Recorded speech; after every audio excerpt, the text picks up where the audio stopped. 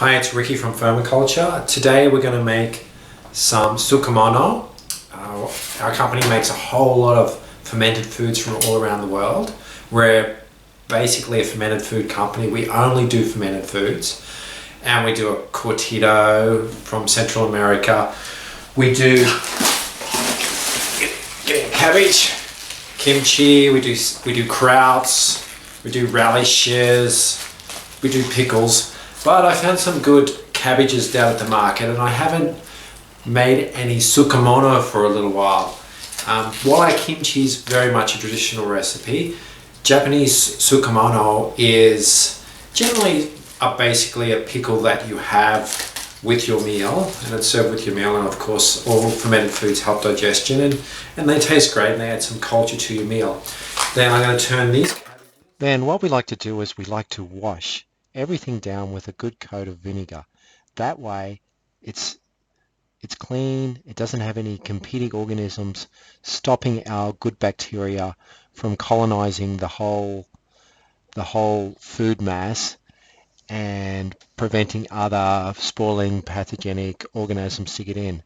And what happens eventually, the lacto fermentation reduces the pH or lowers the pH to a very acidic level, and that way none of the spoiling organisms can survive.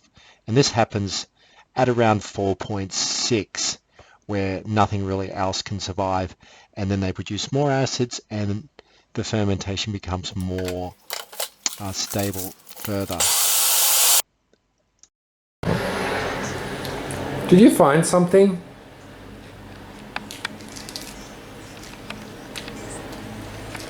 Then we've got some Himalayan salt here to put in. We've chopped up all the cabbage, gave it a wash, and now we're going to, it's quite firm, that's 7 cabbages. We've weighed out our 2.5%, around 2.5% salt. These will probably shrink back into what, after we put this in, it'll draw out the juice and it'll shrink down, and then we'll have room to put our other ingredients. So let's sprinkle this in. That's all I do. Move it around a bit.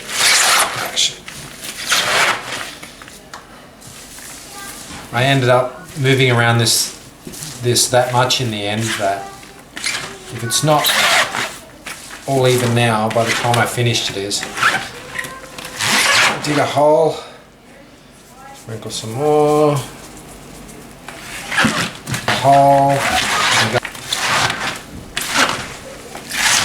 You can see it's already starting to shrink down. You don't have to worry about the pH, measuring it and getting a pH less than 4.6. You'll find it tastes right. It tastes a little like, you can taste the acidic acid, a little like vinegar.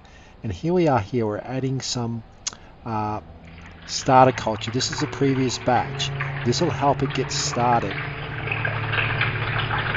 It is a little acidic as well, and that helps as well. Helps the good guys fight out the bad guys. Right now we've got some naturally brewed soy sauce, gluten-free. We're using a gluten-free soy sauce here because a lot of our customers are gluten-free. They're on special diets. A little more in there, and I'll mix it all together. And it's been a couple of hours now. You can see how juicy it's become.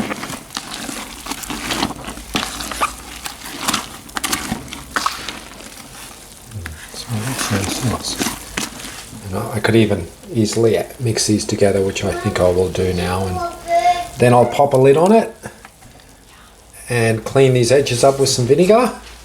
Then we'll leave it sit out for a few days. Then we'll pop it in the fridge. You can't quite see it here, but it's become really quite juicy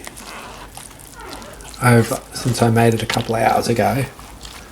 Soy sauce is in there. And there's a good amount of mass there to reduce carbon dioxide. And if I pop a lid on,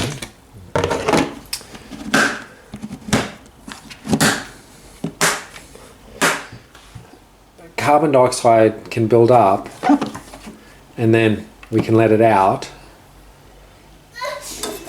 and then without taking the lid completely off, but sometimes you can't even take the lid completely off, and get rid of some of that gas as it builds up. Or you can, this is simply, I've drilled a hole in here and put a bung in.